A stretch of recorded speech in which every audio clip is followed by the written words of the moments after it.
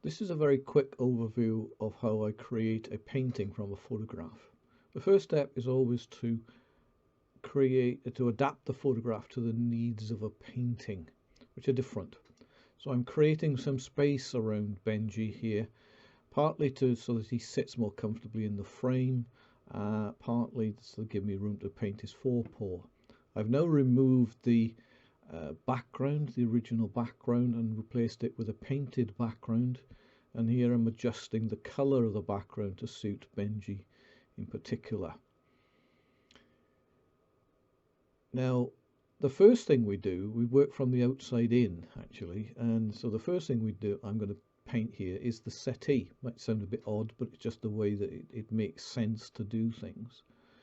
So I'm just quickly, not as quickly as you see here, but relatively quickly, I'm painting in the background of the settee. This is a very characteristic pose of his, by the way, to jump up on this red leather settee and put his forepaws over.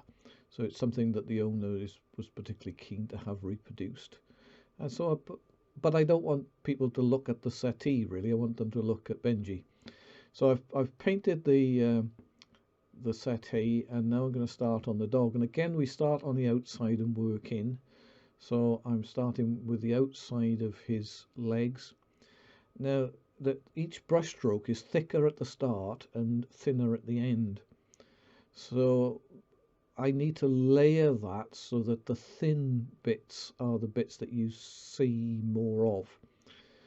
A fur is layered and the brush strokes are layered in the same way. So we always start from the outside and work in. So I've painted one leg, moved up onto his chest. I'll come back and use a different brush to paint the collar and the medallion.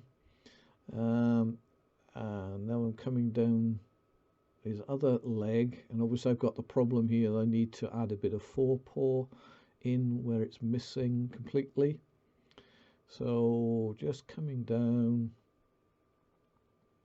getting all the swirly, curly fur, capturing all that detail. Now doing a bit more in his chest and his back. And now I'm coming down and just adding the forepaw itself. Right, that's good. So having done that, and just doing a little bit of tidying up around the edges,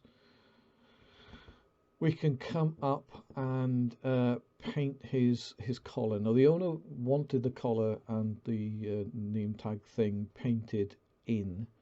If you have a photograph of your dog and he's got a collar on or she's got a collar on and you don't want that in the painting, then that's not a problem. We can replace the collar with fur, but in this case we wanted the collar, so we've done the collar, and now it's a case of coming up to the head and painting the head and ears.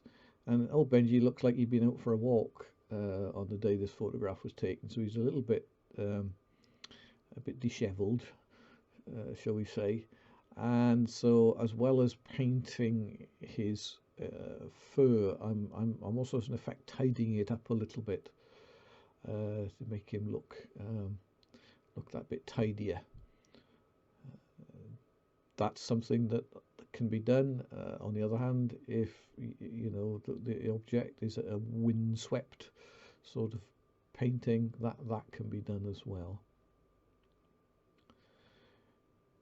Just making sure his hair comes down over his collar in a realistic way. And now the last thing to do is his nose, and particularly his eyes. So just painting the nose here using a different sort of brush. And this is now the critical bit. This is the bit that absolutely has to be right, and the painting won't look right. And if this is done badly, and that's painting the eyes. So I'm just giving him a nice black pupil, giving him some catch lights, and putting a signature in, and there is the painting done. So there it is. I hope you enjoyed that and found it useful. Thank you very much for your time.